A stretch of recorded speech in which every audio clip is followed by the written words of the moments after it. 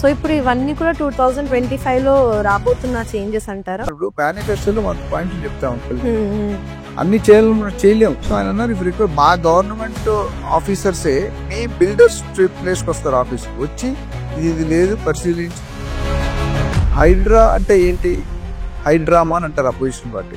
ముగ్గురు ఇంజనీర్లు, వాళ్ళ ముగ్గురు ఒకసారి ఒక డ్యామేజ్ చూడటానికి వెళ్ళారు. ఫస్ట్ అబ్బాయి ఏంటంట, ఈ నీళ్లు వదులుతుంటారు, గేట్ వదులుతారు కదా, ఎంత బాగుంటుంది ఫీలింగ్. రోజు ఒక గంట ఇక్కడ స్పెండ్ చేస్తే మన లైఫ్ బాగుంటుంది. రెండో అబ్బాయి అసలు ఇక్కడే గెస్ట్ హౌస్ పెట్టుకుంటే సోలే అని. మూడో అబ్బాయి మాత్రం భిన్నంగా ఆలోచించి ప్రతి సీఎం ఏదో చేయాలని వస్తారు. అటు జగన్ గారు కానీ, అటు సీఎం సిబిఎన్ గానీ, నేను కానీ, కిరణ్ రెడ్డి గారు. కానీ కొంతమంది సక్సెస్ అవుతారు, కొంతమంది సక్సెస్ కాలేదు. గ్రామాల్లో నీళ్ళు, పల్లెటూరులో వచ్చేసి క్యాస్ట్ వైజ్ వీధులు ఉంటాయి. బ్రాహ్మణ వీధి, వైశ్య వీధి, నాయుడు వీధి, కమ్మ వీధి అట్లా ఉంటాయి. ఎందుకంటే ఒక వీధిలో నీకు ఇప్పుడు ఎస్సీ బీసీ ఉంటే వాళ్ళు సపరేట్, వాళ్ళు మన దగ్గర రాకుండా ఈ దాకా వెళ్ళం. అంటే 1300 దాదాపు చెరువులు గాయపైపోయాయి, బయలుదేరుతున్నాం. ఏమైపోయినాయి?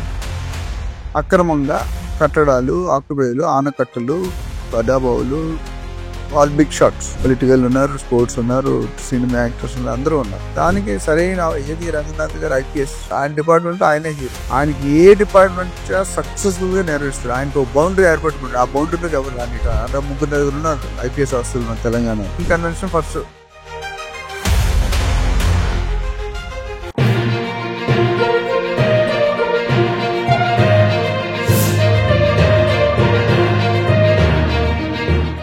సో ఇప్పుడు ఇవన్నీ కూడా 2025లో రాబోతున్న చేంజెస్ అంటారా? కావాలని ఎక్స్పెక్ట్ చేసిన తరువాత డిస్కషన్ జరిగింది. స్టేట్ మేనిఫెస్టోలో మన పాయింట్లు చెప్తాం. అన్ని చేయలేము, ఎందుకంటే ఏది కావాలన్నా ధనం జగం మూలం ఉంది, కనుమ లేకుండా ఏమి కాదు. కానీ అప్స్ అనేవి చూడొచ్చు అనేది ఒక రే ఆఫ్ హోప్ క్రియేట్ చేసి ప్రాబ్లమ్స్. ఇప్పుడు యాజ్ సీఎం మీకు ఏదో ప్రాబ్లమ్ ఎండీ ఇవ్వాలి కదా, సొల్యూషన్ ఇవ్వాలి కదా. ఆయన ఇవ్వదు, ఎవరు ఇవ్వదు. మీరు ఓన్లీ సజెస్ట్ చేయగలరు, ప్రపోజ్ చేయగలరు. సో ఆయన అన్నారు, ఇప్పుడు మా గవర్నమెంట్ ఆఫీసర్సే మీ బిల్డర్స్ ప్లేస్ కి వస్తారు, ఆఫీస్ వచ్చి ఇది లేదు పరిశీలించి మీకు అప్రూవల్ ఇస్తా ఉన్నారు. ఇది ఒక మంచి పాయింట్. అది ఎంతవరకు కేటీఆర్ గారు సింగిల్ విండో సిస్టమ్. ఎందుకంటే బయట ఇండస్ట్రీస్ రావాలన్నా, పర్మిషన్స్ రావాలన్నా మళ్ళీ 3 days ప్రెసిడెంట్ ఇంట్రెస్ట్ పోతుంది. ఒక ఫైల్ సంవత్సరం బట్టి అనుకుంటా, టైం లాస్ట్ కదా. ఆల్రెడీ ల్యాండ్ మీద డబ్బులు పెట్టింటారు, దాని మీద ఇంట్రెస్ట్ ఎవరు ఇస్తారు. దాని తర్వాత 2024లో ఇది జరిగిన తర్వాత నెక్స్ట్ మేజర్ జంక్ ఏంటంటే Hydraa, FTL buffer zone effect. So ప్రజల్ని భయభ్రాంతి క్రియేట్ అయిపోయారు. అంటే ఎప్పుడు ఏమవుతుందో తెలియదు. నిన్న గ్లోబల్ ప్రవేశం అయితే ఈ రోజు మార్నింగ్ వచ్చి సో దట్ ఇస్ లిటిల్. అదే ఉద్దేశం మంచిదే, తెలంగాణ గవర్నమెంట్ కానీ సీఎం గారు కానీ ఉద్దేశం మంచిదే. నేను ఆల్వేస్ చెప్తుంటాను, తెలంగాణ ఇవ్వడం తప్పు కదా, కానీ ఇచ్చే విధానం తప్పు అని. లైట్ లార్పిసి లోక్సభ లేదు, గందరగోళం చేశారు. ఇక్కడ కూడా హైడ్రా అంటే ఏంటి? హైడ్రామా అని అంటారు అపోజిషన్ పార్టీలు. డిసాస్టర్ మేనేజ్మెంట్, అసెట్ ప్రొటెక్షన్ అనేది హైడ్రా. 1920 నుండి ఎఫ్టీఎల్ బఫర్ జోన్ కాన్సెప్ట్ ఉంది. కాకపోతే అఫీషియల్ గా గెజిట్ నోటిఫికేషన్ రాలేదు. ఒక కాలేజీలో ముగ్గురు ఇంజనీర్లు చదువుతున్నారంట, ఫైనల్ ఇయర్, థర్డ్ ఇయర్, అందరూ ఒకటే కాలేజ్, ఒకటే సిలబస్, ఒకటే ప్రొఫెసర్స్. వాళ్ళ ముగ్గురు ఒకసారి ఒక డ్యామేజ్ చూడటానికి వెళ్ళారు. డ్యామేజ్ చూడ ఫస్ట్ అబ్బాయి ఏంటంట, ఈ నీళ్లు వదులుతుంటారు, గేట్ వదులుతారు కదా, ఎంత బాగుంటుంది ఆ ఫీలింగ్. పొగ, మంచి పొగలా. నేను మొన్న కూడా రీసెంట్ శ్రీశైలం డ్యామేజ్ చూస్తే అనంట, రోజు ఒక గంట ఇక్కడ స్పెండ్ చేస్తే మన లైఫ్ బాగుంటుంది. థింకింగ్, ఆలోచన విధానం. రెండో అబ్బాయి అసలు ఇక్కడే గెస్ట్ హౌస్ పెట్టుకుంటే సోలే అంట. మూడో అబ్బాయి మాత్రం భిన్నంగా ఆలోచించి, ఇంత వాటర్ వేస్ట్ అవుతుంది, దీనికి ఏదైనా టర్బైన్ పెట్టి పవర్ కింద కన్వర్ట్ చేసి 600-500 గ్రామాలకి వెలుగు వస్తుంది. ఆయన పేరే మోక్షగుండం విశ్వేశ్వరయ్య. అంటే ఆ ఇంజనీర్స్ డేని ఆయన పేరు 2-3 నెలల కింద సెలబ్రేట్ చేస్తారు ఎంటైర్ ఇండియాలో. ఇన్స్టిట్యూట్ ఆఫ్ ఇంజనీర్స్ హైదరాబాద్ లో పెద్ద బిల్డింగ్ ఉంది. సో ఇది ఎందుకు చెప్తానంటే, ప్రతి సీఎం ఏదో చేయాలని వస్తారు. ఇప్పుడు అటు జగన్ గారు కానీ, అటు సీఎం సిబిఎన్ గానీ, నేను కానీ, కిరణ్ రెడ్డి గారు. కానీ కొంతమంది సక్సెస్ అవుతారు, కొంతమంది సక్సెస్ కాలేదు. Depends on lot of parameter. అది ఎందుకు చెప్పానంటే, ఈ చెరువులు అనే కాన్సెప్ట్ అప్పుడే ఉంది. చెరువులు ఎందుకు కావాలి అసలు మనకి? అంతకుముందు ఇప్పుడులా ఇంత డెవలప్మెంట్ హైఫై లేదు కదా. గ్రామాల్లో నీళ్లు ట్యాబ్స్ కూడా ఉండేవి కదా, మన ఎటు బిందులతో కుండలతో పట్టుకున్నారు. సో ప్రతి గ్రామానికి 2-3 చెరువులు అక్కడ సైజు బట్టి ఏర్పాటు చేయాలి. అంటే విలేజ్ లో పల్లెటూరులో వచ్చేసి క్యాస్ట్ వైజ్ వీధులు ఉంటాయి. బ్రాహ్మణ వీధి, వైశ్య వీధి, నాయుడు వీధి, కమ్మ వీధి అట్లా ఉంటుంది. ఎందుకంటే ఒక వీధిలో ఇప్పుడు ఎస్సీ బీసీ ఉంటే వాళ్ళు సపరేట్, వాళ్ళు మన దగ్గర రాబట్టి వీళ్ళు అక్కడికి వెళ్ళకూడదు. సో అందుకని డిఫరెంట్ చెరువులు క్రియేట్ చేశారు. దాదాపు నాకు తెలిసి తెలంగాణలో 2000 పైన చెరువులు ఉండేవి ఒకప్పుడు. ఇప్పుడు అది 750 పడిపోయింది. అంటే 1300 దాదాపు చెరువులు గాయబైపోయాయి. గోవిందార్పణం ఏమైపోయినాయి? అక్రమంగా కట్టడాలు, ఆకుబేలు, ఆనకట్టలు, పడాబావులు, ఆల్ బిగ్ షాట్స్. ఇవన్నీ పేర్లు ఎందుకు కానీ పొలిటికల్ ఉన్నారు, స్పోర్ట్స్ ఉన్నారు, సినిమా యాక్టర్స్ ఉన్నారు, అందరూ ఉన్నారు. అది ఆ చెరువు ఇప్పుడు రేవంత్ రెడ్డి గారు అంటే ఇప్పుడు ఈ యాక్షన్ తీసుకోవద్దు, ఈ చెరువులు కూడా ఇంకా 10 సంవత్సరాలు అయితే నీళ్ళే ఉండవు. అంతే కదా, అలా ఆక్యుపై చేస్తూ అందుకని ఈ కాన్సెప్ట్ తీసుకొచ్చారు. దానికి సరైన ఏవి రంగనాథ్ గారు ఐపీఎస్, ఆయన డిపార్ట్మెంట్ ఆయనే హీరో. ఆయనకి ఏ డిపార్ట్మెంట్ సక్సెస్ఫుల్ గా నెరవేరుస్తారు. ఆయనకు ఒక బౌండరీ ఏర్పట్టుకుంటారు, ఆ బౌండరీలోకి ఎవరు రానిడు. వెరీ క్లియర్ ఇన్ అంటే 3 ఉన్నారు ఐపీఎస్ ఆఫీసర్లు మన తెలంగాణలో, well known for their work recognition. So ఆయన పెట్టేసరికి ఇక హడావిడి సీఎం దగ్గర ఫుల్ బ్యాకప్ ఉంది. కొలగొట్టు ఎన్ కన్వెన్షన్ ఫస్ట్ మొదలు గారిని ట్రై చేశారు, బట్ అది అవ్వలేదు. అట్లా కాలేజెస్, స్కూల్స్, యూనివర్సిటీస్, హాస్పిటల్స్ ఇవన్నీ కూడా వచ్చినాయి. సో ఈ ప్రాసెస్లో ఏమైందంటే పబ్లిక్ ని వ్యతిరేకత పెరిగిపోయింది. ఎందుకంటే ఉన్నట్టు గుళ్ళు కుప్పకొలిస్తే నోటీసులు లేకుండా, టైం ఇవ్వకుండా, 10 మంది ఫ్యామిలీ ఉంటే రోడ్డు పట్టిస్తే వాళ్ళ పరిస్థితి. సో అక్కడ కొద్ది యూటర్న్ తీసుకుంది హైడ్రా. అంటే 2024 మేజర్ ఎఫెక్ట్.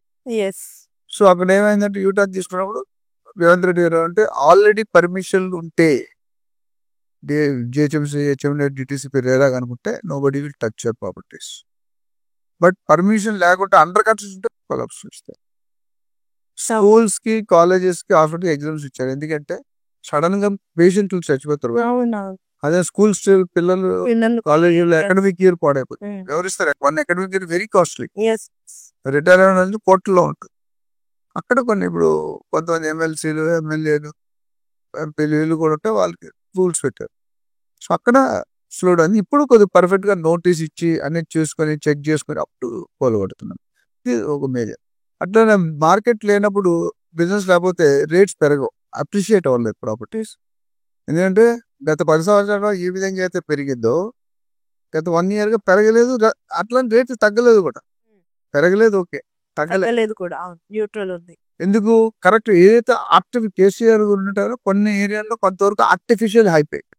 ఆర్టిఫిషియల్ అంటే తెలుసు కదా, మనం పంపు కొట్టాం, గాలి పెరిగింది, ఆయన పడిపోగానే ఆ ఎక్కువ. అంటే 2023లోనే మనం 2027-28 పేజ్ పెట్టుకున్నాం.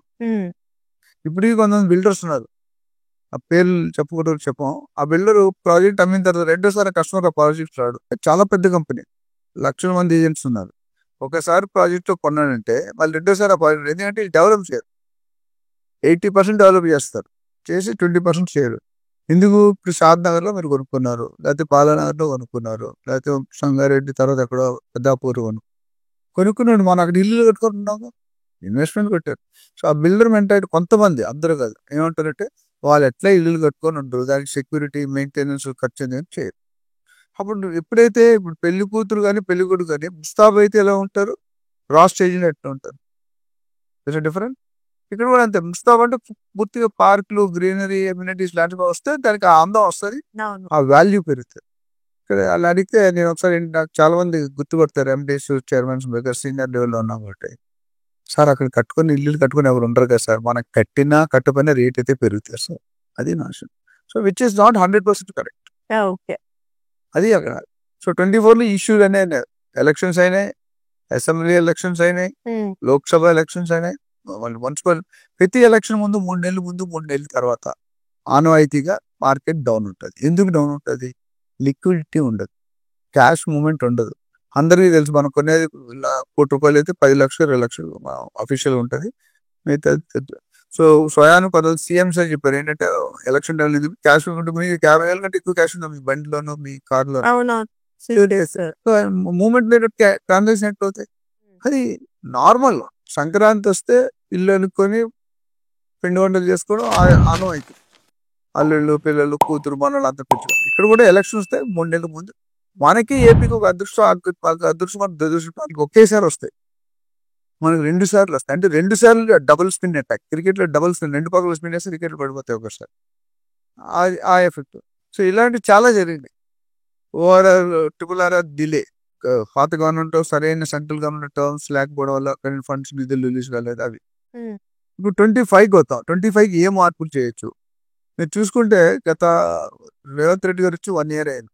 ఇంకా ఫస్ట్ 6-7 నెలల్లో పెద్ద లేదు. మొన్న నవంబర్ నుండి కొద్ది మూమెంట్ అయితే సరే, అంతకుముందు ఆల్మోస్ట్ స్టాండ్ స్టిల్. ట్రాన్సాక్షన్ అవుతున్నాయి కానీ ఒక యావరేజ్గా అవుతున్నాయి. అయితే కొన్ని విషయాలు ఏంటంటే ట్రాన్సాక్షన్ తక్కువైనా వాల్యూ జనరేషన్ ఎక్కువైంది, రైట్? సో నవంబర్ నుండి మనకి చూస్తున్న ట్రెండ్ ఏంటంటే కొద్ది మూమెంట్ అయితే స్టార్ట్ అయింది. ఎంక్వైరీస్ వచ్చాయి, సైట్ విజిట్స్ వస్తే క్లోజ్ అవ్వలేదు. మేబీ నెక్స్ట్ రానున్న 3-4 నెలల్లో ఈ కొద్ది గవర్నమెంట్ అని కూడా క్లారిటీ స్లో వస్తుంది. మా మొదట్లో ఫార్మాసిటీ పెద్ద కన్ఫ్యూజ్, శ్రీశైలం పెద్ద కన్ఫ్యూజ్. ఎందుకంటే కేసీఆర్ గారు గవర్నమెంట్ పడిపోయే ముందు ఫార్మాసిటీ హైక్ అయింది, బాగా కొత్త ప్రాజెక్ట్ పెట్టారు, కొనుక్కున్నారు. ఈయన వచ్చిన తర్వాత రద్దు అన్నాడు. సరే, మళ్ళీ 4 రోజుల తర్వాత షిఫ్ట్ అన్నారు. దాని తర్వాత ఫార్మా క్లస్టర్స్ అన్నారు. దాని తర్వాత ఫార్మా విలేజెస్ అన్నారు. ఓవరాల్ అక్కడే ఉంది ఫార్మాసిటీ. ఓకే, కొద్దిగా నాన్ పొల్యూటెడ్ ఇండస్ట్రీస్ మాత్రం షిఫ్ట్ చేస్తున్నాడు దూరం. అది కూడా ఎందుకు? ఎయిర్పోర్ట్కి దగ్గర ఉంది, మెట్రో వేస్తున్నాం. ఎయిర్పోర్ట్ చుట్టుపక్కల జనరల్ టాప్ వాళ్ళు పెద్ద పెద్దలు ఉంటారు. ఎందుకంటే ఎక్కువ ట్రావెల్ చేసే వాళ్ళు ఎయిర్పోర్ట్ దగ్గర ఉండాలనుకుంటే అక్కడ ఉంటారు. సో వాళ్ళు పొల్యూషన్, హ్యాజార్డస్ అవ్వకూడదు, లైఫ్ వాటర్ పడవద్దు, కలుస్తుందని కొన్ని సో మెనీ రీజన్స్ చెప్పారు. ఇప్పుడు ఒక 4th సస్టైనబుల్ సిటీ అని ఇన్వెంట్ చేశారు. 0 పొల్యూషన్ సిటీ, ఏఐ సిటీ పేర్లు పెట్టారు ఏదో ఒకటి. ఎందుకంటే 4th సిటీ ఎందుకు వచ్చింది తెలుసా? సికింద్రాబాద్, హైదరాబాద్, సైబరాబాద్, 4వది 4th సిటీ. ఈ 4th సిటీ ఎలా ఉండాలంటే, ఆయన సౌత్ కొరియాలోనే ఒకటి చూసారంట, ఒకటది. రెండోది న్యూయార్క్ కంట బాగుండాలి మన ప్లేస్. అంటే ఇప్పుడు వాట్ ఎవర్ హైదరాబాద్ వస్తాయి, నేను బజార్ మీరు చూపించు అన్నారు.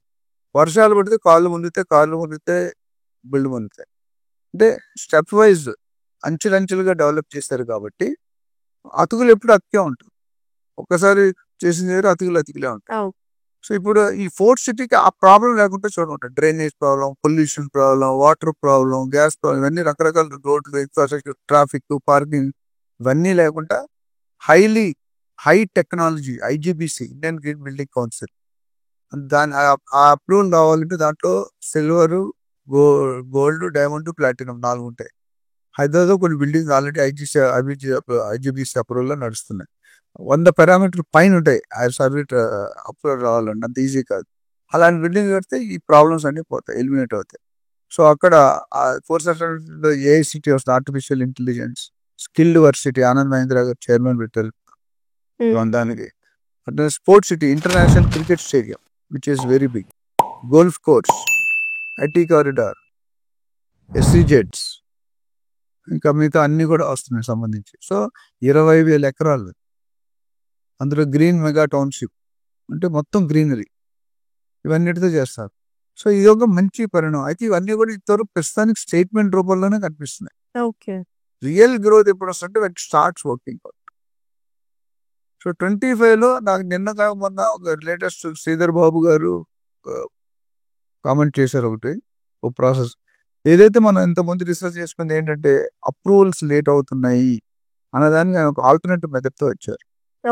ఏంటంటే 3D అప్రూవల్. 3D అంటే 3 dimension సాఫ్ట్ కాపీ ఆన్లైన్ ఏతో పాటు. అంటే మీరు ఏదైనా మీరు అప్రూవల్ చేస్తే నార్మల్గా 6 నెలలు, 3 నెలలు, 10 నెలలు పడుతుంది అప్రూవల్. ఇది అక్కడ ఆన్ స్పాట్ 1/2 గంట, 1 గంటలో అయిపోద్దని అంటున్నారు. అది ప్రాక్టికల్ ఎంతవరకు తెలీదు. 3D అక్కడే చూపించి చెక్ చేసి ఓకేనా నాట్ ఓకేనా అని చెప్తారు. సో అది కొత్తగా వస్తుంది. అలాంటివి ఎన్నో వస్తాయి. ఫండింగ్ రావాల్సింది. Davos killer 40,000 crores మాట్లాడుకొచ్చారు. అట్లానే కొంగర కళంలో ఫాక్స్ కంపెనీ చైర్మన్, ఇవన్నీ కూడా జరుగుతుంది. కాబట్టి ఫ్యూచర్ నాకు తెలిసి ఎనీ కాస్ట్, ఏ సీఎం ఉన్నా, ఏ పార్టీ ఉన్నా, Hyderabad is going to rock for next 10 years. There is no doubt about it. దీనికి ఇంకో ఎడిషనల్ రీజన్ కూడా, మొన్నటి వరకు చాలా మంది హైదరాబాద్ సెకండ్ క్యాపిటల్ చేస్తామని అన్నారు. చేయలేదు. ఎందుకంటే ఆ సెకండ్ క్యాపిటల్ అయ్యే అర్హతలు అన్నీ మనకే ఉన్నాయి.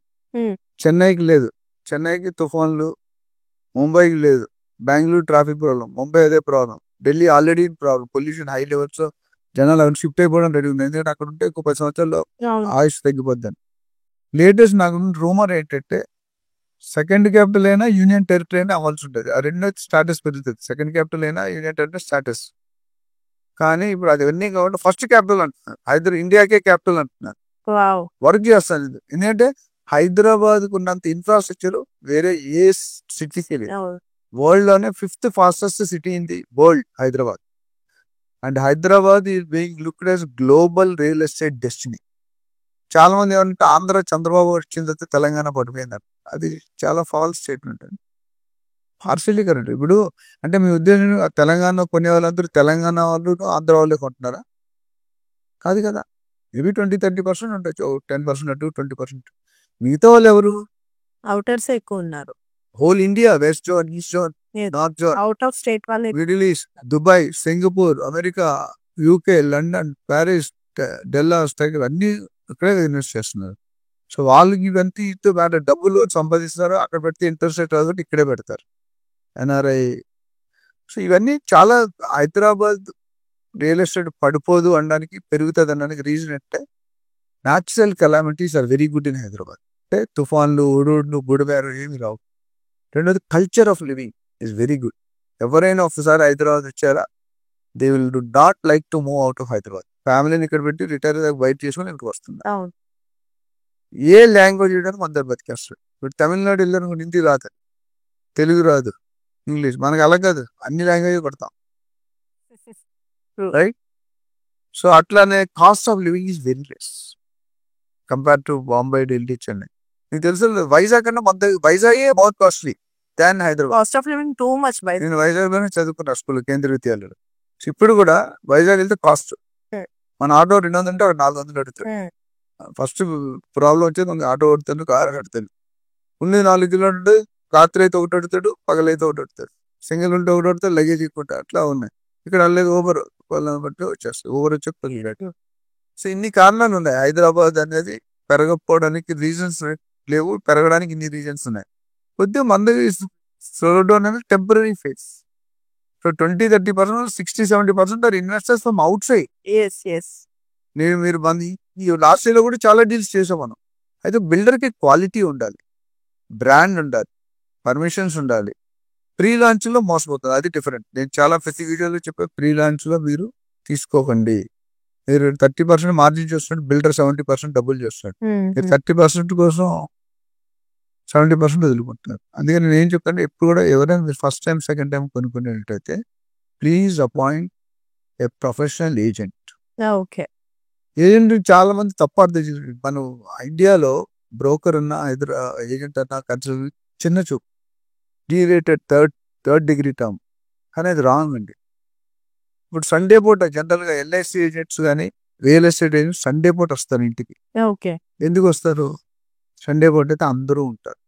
కానీ లేడీస్ ఏమన్నా పొద్దుటే టిఫిన్ చేయడానికి వచ్చాడు, పని పట్టలేదు. కానీ దేవుడే ఆయన దేవుడి రూపంలో పంపిస్తాడని నేను అంటున్నాను. అంటే నేను కొద్దిగా ఎక్కువ చెప్పినట్టు ఫ్యాక్ట్ ఇది. ఆయన ఇంటికి వచ్చి మీరు అనుకోండి, మీ ఫాదర్, మీ హస్బెండ్ ఓ ప్రాపర్టీ కొనిపించాడు, ఓ ప్లాట్ కొనిపించాడు అనుకోండి, ఏదో కన్విన్స్ చేశాడు, 1 crore. ఆఫ్టర్ 10 years దాని వాల్యూ ఎంత అవుతుంది? 3 times ఎక్కువ ఉంటుంది, 10 times కూడా ఎక్కువ ఉండొచ్చు. 5 crores అవుతుంది, 5 times వేసుకోండి. నేను వర్స్ట్ ఎక్కువ అవుతుంది. బట్ మీరు ఆయన కమిషన్ ఎంత ఇచ్చారు? 1% 1 lakh, 2% 2 lakhs. నీకెంత లాభం వచ్చింది, ఆయనకి ఎంత లాభం వచ్చింది? So real estate agent, they are well wishes of the customers. అలాగే ఒక మార్వాడి ఆయన బిజినెస్ మ్యాన్ ఉన్నాడు, మంచి ఒక 50 సంవత్సరాలు, బాగా ఒక పిఎన్ పెట్టుకున్నారు, నీళ్ళట్లో పెట్టుకొని ఆయనకు వచ్చి చెప్పండి, LIC, credit card, real estate వస్తే రాని అంత బిజీ ఉన్నాయని చెప్పి పంపించాను. సో ఒక పర్టికులర్ కస్టమర్ కంటిన్యూగా, అంటే ఏజెంట్ వస్తున్నాడు పోతాడు, ట్రై చేస్తున్నాడు, నా లెక్క ఎప్పుడైనా తగులుతుంది అని. అయితే ఒకరోజు పిఏ సెలవు పెట్టింది. పిఏ వాళ్ళ వైఫ్ వచ్చింది, పిఏ ప్లేస్మెంట్ వచ్చి ఈ రాగానే పంపించింది, ఆపుకుంటారు రియల్ ఎస్టేట్. ఆవిడ చెప్పలేదు కదా మాట, ఆయన దగ్గరికి వెళ్ళి మొత్తం మాట్లాడి ప్లాట్ పంపించింది. ఆ ప్లాట్ కొంటుండు మాట్లాడట, నువ్వు చాలా అదృష్టవంతుడయ్యా, ఇప్పుడు 10 సంవత్సరాలు చాలా మంది ట్రై చేస్తున్నారు, ఎవరిని రాని లేదు, లక్ బాగుంది ఇచ్చాను సార్, ముందు చెక్ ఇవ్వండి సార్ అని చెక్ తీసుకున్నాడు. చెక్ తీసుకొని ఆ 150 సార్లు వచ్చేది నేనే సార్ అని చెప్పాడు.